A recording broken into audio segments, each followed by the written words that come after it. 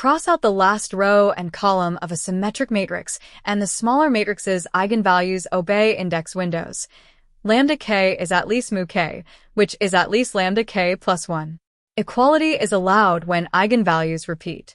This is Cauchy's interlacing theorem, the third act of our min-max trilogy. The operation. Take a symmetric n by n matrix A and delete its last row together with its last column. What remains is the principal submatrix B, still symmetric, one size smaller.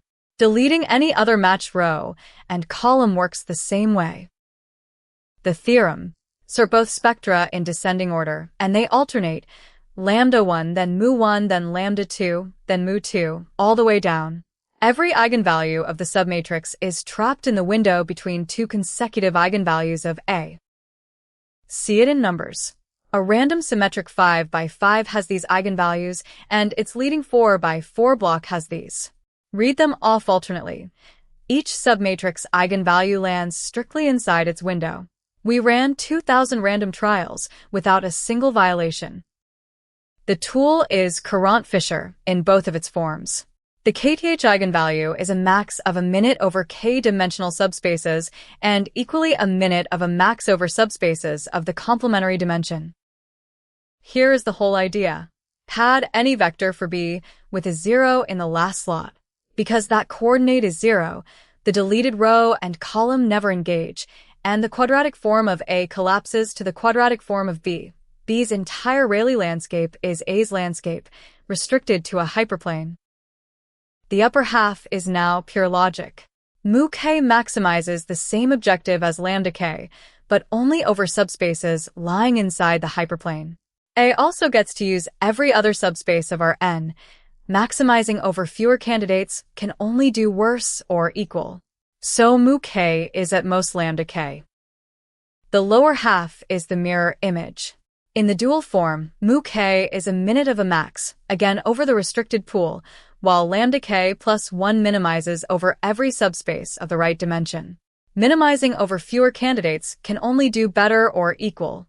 So mu k is at least lambda k plus 1. Put the halves together and every submatrix eigenvalue is pinned in its window. One padding trick, 2 readings of Courant-Fischer, and interlacing is proved. No characteristic polynomial in sight.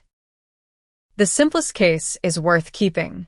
Delete down to a 1 by 1 matrix and interlacing says, every diagonal entry of a symmetric matrix lies between the smallest and largest eigenvalue. Here, 2 sits between minus 2.85 and 3.85. First payoff. Read the theorem backwards. Add one variable to a covariance matrix, bordering it with a new row and column. The old spectrum interlaces the new one, so the eigenvalues cannot scatter. Each shifts by at most one position. Second payoff. Valid index bounds. After deleting k rows, lambda j is above mu j for j, at most n minus k, and below mu j minus k, for j greater than k. Both bounds exist only where k is less than j, at most n minus k. If k exceeds half n, some central indices get neither bound. Third payoff. Spectral graph theory. Deleting a vertex from a graph deletes a row and column of its symmetric adjacency matrix, so subgraph spectra interlace host spectra. Contrapositive. If the eigenvalues refuse to interlace, the little graph cannot sit inside the big one. The complete logic. Padding with a 0 embeds B's problem into A's. Restricting the candidate subspaces can only shrink a maximum, giving the upper bound, and can only raise a minimum, giving the lower. That asymmetry is the entire proof. Remember, after deleting a row and column, each surviving eigenvalue mu k lies in the indexed window from lambda k plus 1 to lambda k, with equality allowed. With min-max in hand, the proof is comparing candidate pools. Restriction shrinks maxima and raises minima.